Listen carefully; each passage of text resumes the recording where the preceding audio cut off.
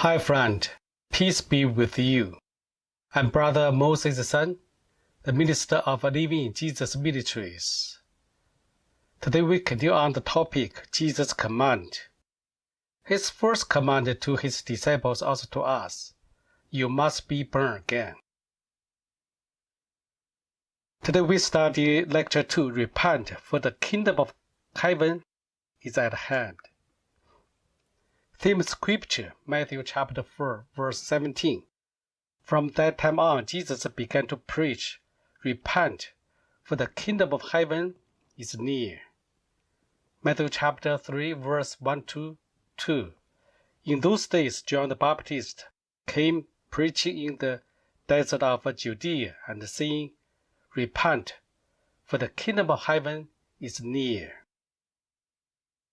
If you look at carefully the two verses, you'll find out that the similar, exactly same, why Jesus repeated the words spoken by John. Why? The mission of John the Baptist focuses on the calling. Focus on calling people to repent. He prepared the way for the Lord. Also Matthew chapter 3, verse 3. There we found out the scripture quote from Isaiah chapter 40, verse 3. The prophet Isaiah mentioned there will be man cry out for prepare the way for Lord's coming. Here John did the same thing, just to fulfill the prophecies. And Jesus pointed out that John was Elijah. Matthew chapter 11, 13, Jesus said that. However, John the Baptist himself did not know he played the role of Elijah, because people from Pharisees and religious leaders asked him three questions. The first is, you are Messiah? He answered no. Then they asked about, you are Elijah? He said no. Last, they asked, you are the prophet? The prophet means, if we open the book of Deuteronomy chapter 18, verse 18, God told Moses, I will raise up a prophet like you from your brothers. So the Jewish people believe the prophet is a mighty prophet, just like Moses used by God, will come.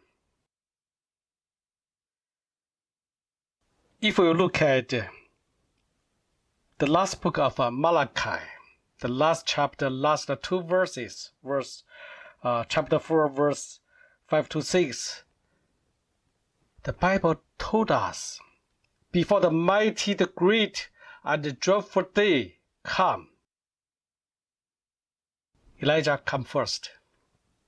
Because Elijah not dead physically. He lifted up by God to heaven. So the Jewish people has a hope to see the Messiah coming. Before that, there is a prophet, is Elijah become. They literally believe this is exactly Elijah, but the John Baptist is not physically DNA like Elijah. He played the role of Elijah because he has heart, obeyed the calling from God, prepared the way for God. He did not know. Jesus mentioned that. He also was greater than Elijah, because Jesus said that in the Old Testament period, all prophets, among all prophets, John the Baptist is greater, because he faced Jesus, God, face to face. He prepared the way for Jesus, prepared what kind of things, audience, water baptism disciples for Jesus. Audience, there's a crowd of people followed him in desert, listened to his preaching. Also, some of them, they received water baptism, show their heart for repentance. Also, there are some people followed him long time, eagerly to learn from him. We called those people the disciple of John. If we open the book of the Gospel of John, look at the first chapter, we know that there are two disciples. One, John the Baptist shout out, "Look at the Lamb of God." Jesus just passed by before them, pointed to Jesus, and then two disciples followed him. One of them is Andrew, the brother of Peter. Another is John, the author of the Gospel of John. So we know maybe Peter, maybe other disciples of Jesus. They used to be the disciples of John. However, the popularity of John the Baptist is greater. It's overshadowed Jesus' ministry in some degree, so that Jesus used it to hide his deity and fulfilled the plan of being crucified on the cross. Think this way. If John did not die, did not be beheaded by the King Herod, and if he was a free man with his disciples and cross around him, when Jesus was crucified, would he would act for that event? Maybe he want to prevent this happened, make a turmoil in the Jerusalem. But thank God, there's no if in history. John the Baptist leave the stage and leave the ministry taken by Jesus, because his mission is finished. Jesus publicly began to preach on repentance using the exact words preached by John the Baptist. Therefore, Jesus confirmed that John was a prophet sent by God. We say the exact words, not meaning the translation, literally the Greek, the same words from two verses, chapter 4, 17, chapter 3, 1 to 2. If we read the Old Testament, there's lots of prophets, some sent from God, but many false prophets sent by themselves, sent by human desires. Here, Jesus confirmed, used the same preaching, same words, confirmed John was a prophet sent by God, and he finished the mission according to the calling of God. John finished, and then Jesus took John's mission as a starting point to deliver his truth to those who believe in him.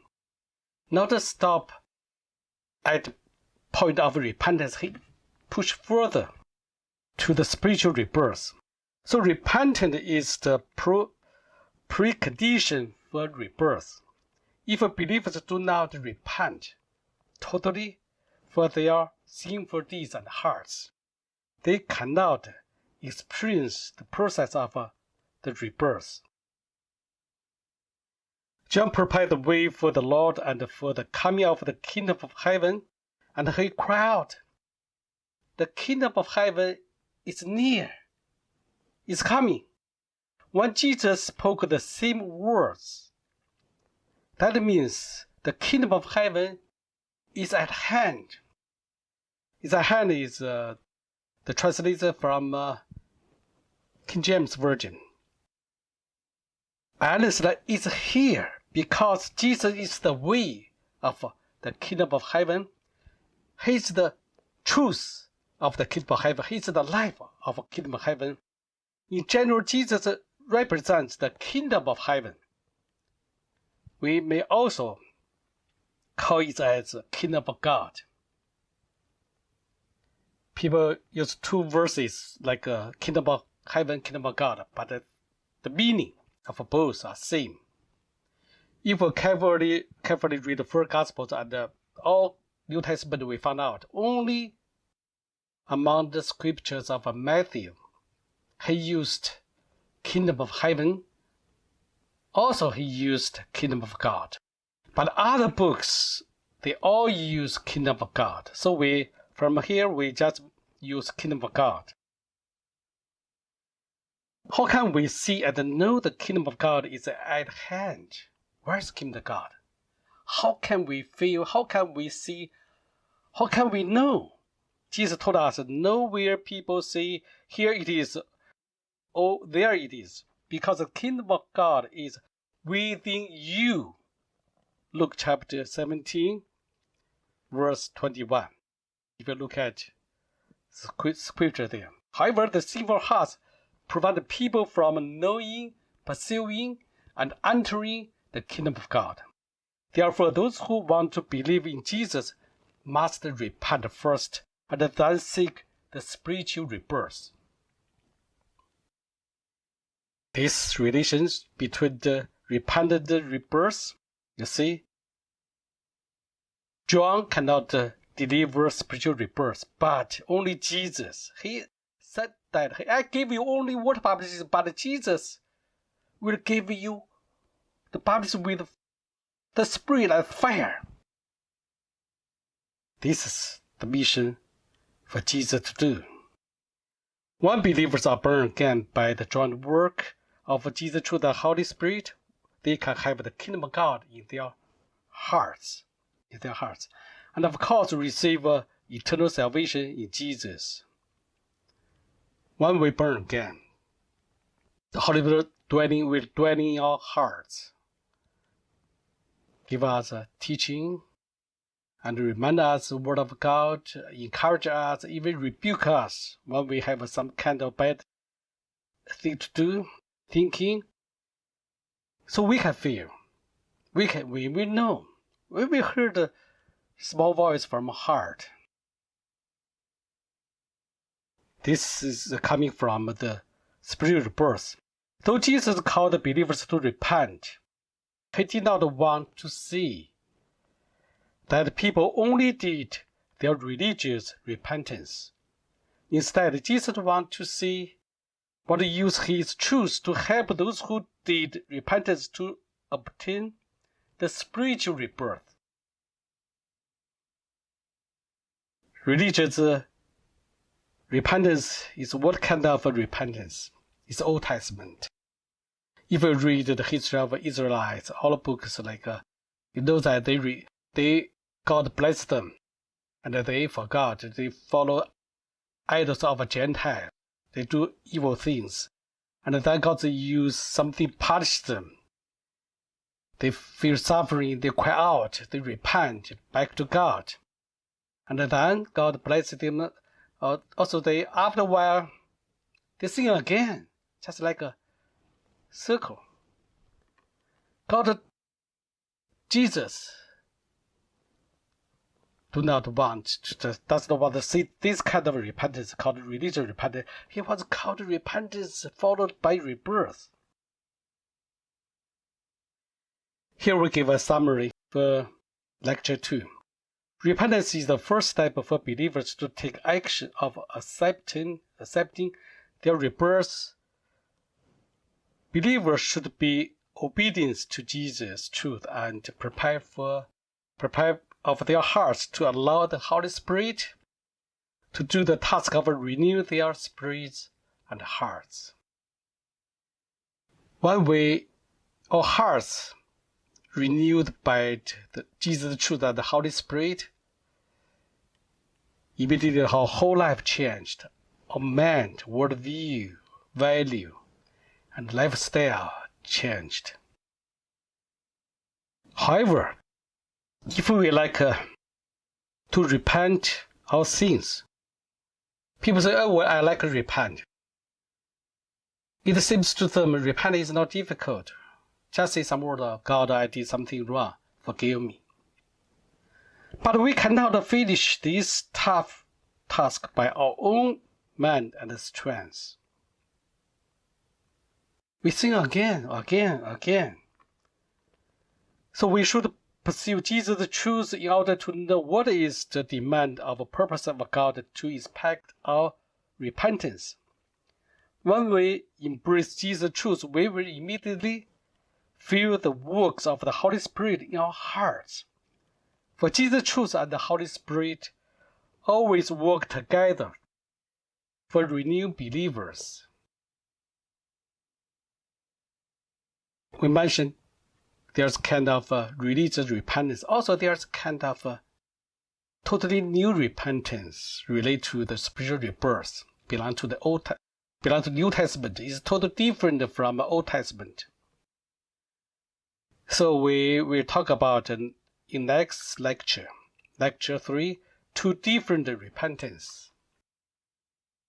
Today, when you heard about the scripture and my explanation, what's your feeling? What's your feedback? What's your critique? I hope you can use email address on the screen, or maybe you just use cell phone to scan the QR code. Contact with us. I really expect your feedback. Help me to do better for explaining Jesus' truth. Thank you for listening, watching, and I hope you're sharing this message with your relatives, friends, also church work people. So let us to focus on Jesus' truth. Not only repentant, but also receive the spiritual rebirth. Let's pray together. Heavenly Father, we thank you, your abundant love. You sent your only Son Jesus to die on the cross for our sins. Also, not only his blood forgave our sins, also through his witness, he showed us the way, the truth, the life of eternal salvation, also the new life in Jesus. God, help us to follow Jesus' command. We really want to be born again because we don't want to follow religious repentance, because it's only depend on human strength, human mind. We cannot do that. We always failed. So we ask you for your help. Holy Spirit, please fill of us. Please give us strength. Please help us to understand Jesus' truth. Help us to give up ourselves, crucify ourselves on the cross, just like Jesus. God, please help our ministries. We want to deliver the full and pure gospel from Jesus. We know there is a spiritual warfare among our ministries, because some people with a religious heart want to resist this kind of message. God, please help us. Let people hear your words. Let them turn away from the evil doing. Let them give up religious behavior. Let us truly believe you and God, the spiritual rebirth. Give you honor, praise, thanks. We pray in the name of Jesus. Amen.